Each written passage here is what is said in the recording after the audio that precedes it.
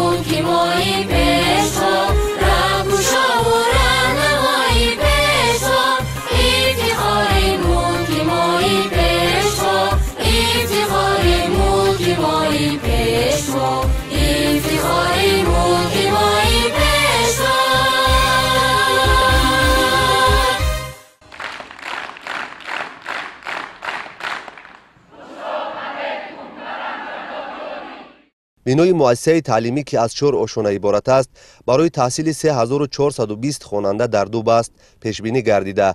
در دایره توجه و غمخوری های سرور دولت محترم امامعلی رحمان به ساحه معارف و تعلیم و تربیت نسل نورس با سهم صاحبکاران وطن دوست بنیاد کرده شد. افتتاح انشاءات نوی ساحه معارف در ادامه تدبیرهای آبادانی به استقبال جشن 35 سالگی استقلال دولتی برای آموزگاران و خوانندگان و ساکنان این محله ساخته به استفاده داده شد. مؤسسه تحصیلات میانه عمومی رقم 1 به نام پیشوای ملت محترم امامعلی رحمان نامگذاری گردیده است. انشاءات با نظرداشت طلبات ساحه، عنصرهای معماری ملی و جوابگو به ظرفیت‌های معاصر با صفت بلند ساخته شده. 57 صنفخانه و 24 کابینت فنی و آزمایشگاه با تکنولوژی پیشرفته و واسطه‌های معاصر علم آموزی مجهز میباشد.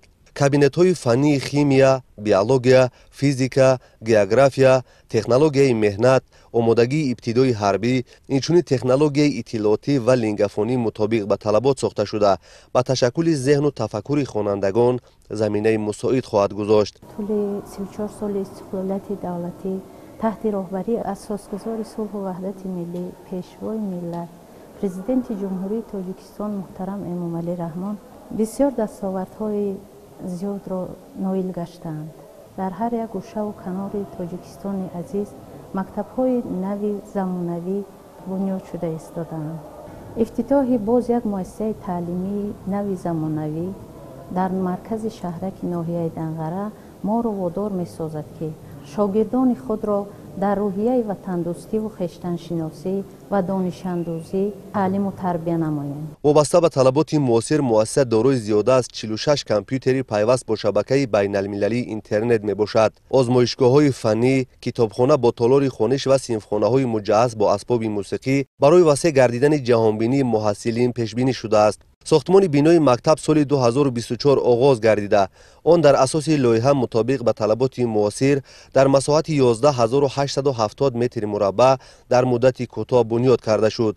аснои шиносоӣ бо шароити имконоти ин муассисаи наву замонавӣ роҳбари давлат муҳтарам эмомалӣ раҳмон ба сифати корҳои сохтмонӣ баҳои баланд дода, саҳмгузорӣ дар соҳибилм шудани насли наврасро амали шоиста унвон намуданд. ин на танҳо як бинои зебо бо шароити нави таълимӣ, балки макони умеду орзуҳо ва бунёди рушди ояндаи ҷомеа ба ҳисоб меравад. ин ҳама шароити омӯзиши нави ба замони муосир ҷавобгӯ ба омӯзгорон ва хонандагон воситаест ки ба дили нияти пок ба боргоҳи илму маърифат қадам диҳанд. дар муассисаи таҳсилоти миёнаи умумӣ рақами 1 шаҳраки Данғараи ноҳияи Данғара осорхонаи пешвои миллат таъсис дода шудааст. осорхона бо тарҳи муосир оро ёфта, дар он зиёда аз 100 экспонат аз зиндагию корномаи пешвои миллат аз овони мактабӣ то давраи давлатдории сарвари давлат ҳикоят мекунад. дар осорхонаи мазкур айёми мактабӣ, солҳои донишҷӯӣ, хизмат дар сафи қувваҳои мусаллаҳ, роҳбарӣ дар хоҷагӣ ва даврони роҳбарии давлати Тоҷикистон бо расму мусаввараҳо оро дода шудааст. ҳадаф аз таъсиси осорхона пеш аз ҳама тарбияи насли наврас дар рӯҳияи ватандӯстӣ ва дар сатҳи хуб муаррифӣ намудани воқеияти зиндагию корнома ва ҷонбозию фидокориҳои пешвои миллат ба насли наврас мебошад. осорхона дорои мудирият аст ки метавонад ба хонандагону меҳмонон оид ба аҳамияти осорхона маълумоти дақиқ диҳад.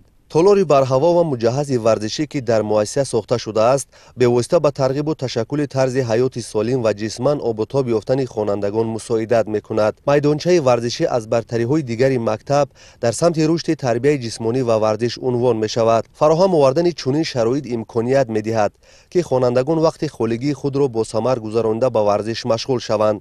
муассисаи таълимӣ ҳамчунин дорои толори маҷлис бо 400 ҷойи нишаст ва ошхона барои 272 нафар мебошад. иншооти нави таълимӣ пурра бо таҷҳизоти махсуси гармидиҳӣ таъмин буда, гармии тамоми муассиса дар давраи сардиҳо таъмин карда мешавад. иқдоми мазкур имкон медиҳад ки хонандагон дар шароити хуб ба таълим фаро гирифта шаванд. атрофи муассиса сабзу хуррам гардонда шуда, дар он дарахтони ороишиву сояафкан ва гулу бутаҳои ороишиву рангоранг шинонда шуда ба ҳусни мактаб зебоии дигар зам намудааст. ҳамзамон насби чароғҳои гуногун равшанӣ ин маҳалларо дар шабонгоҳ таъмин мекунад.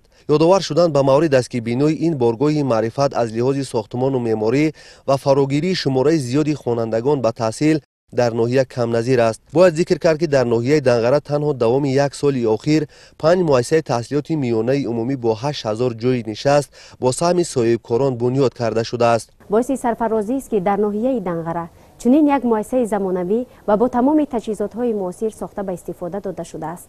фахртар аз он аст ки ин муассиса ба номи асосгузори сулҳу ваҳдати миллӣ, пешвои муаззами миллат муҳтарам эмомалӣ раҳмон гузошта шудааст. ин муассиса ба яке аз муассисаҳои намунавие табдил мегардад, маконе ки дар он дониш бо ахлоқ, илҳом бо меҳнат ва ватандӯстӣ бо масъулият мубаддал мегардад. ва ман ҳамчун омӯзгор гуфтаниям ки фахр аз он дорам ки имрӯз дар чунин як муассисаи замонавӣ кор ва фаъолият намуда истодам ва ваъда медиҳам ки ҷавобан ба ин ғамхориҳои асосгузори сулҳу ваҳдати миллӣ ки таваҷҷӯҳи асосиашро соҳаи маориф медонад, кӯшиш менамоям хонандагонро дар рӯҳияи ватандӯстӣ, хештаншиносӣ ва ҳимояи арзишҳои миллӣ тарбия намоям. ضمن شناسایی با شرایط تعلیم و تربیت در این مؤسسه تعلیمی، سروری دولت محترم امامعلی رحمان توجه مسئولین ساحه را به استفاده ثمره بخش از امکانات فراهم شده، آموزش علم‌های دقیق، زبان‌های خارجی و رسیدن به قدر دستاوردهای استقلال دولتی جلب نمودند. بنیاد چنین مؤسسه‌های برهوا در ناحیه ما آموزگاران را وادار می‌سازد که شاگردان را در روحیه خویشتن‌شناسی و تندرستی و احترام گذاشتن به ارزش‌های ملی تربیت نماییم و آموزش زبان‌های خارجی که تحت نظارت پیشوای معظم ملت قرار دارد راه اندازی نماییم. پیشوای ملت محترم امامعلی رحمان تاکید داشتند که بنیاد مؤسسه‌های نو وارد نمودن تکنولوژی معاصر برای آموزش و دیگر تدبیرهای اندیشیده حکومت کشور به تامین امروز و فردای با سعادت نسل نورس روانه کرده شده است. از این لحاظ خوانندگان را به خوانش خوب و اعلی، علم آموزی، صاحب کسب و زباندان و وارث شایسته گذشتگان خویش شدن هدایت نمودند.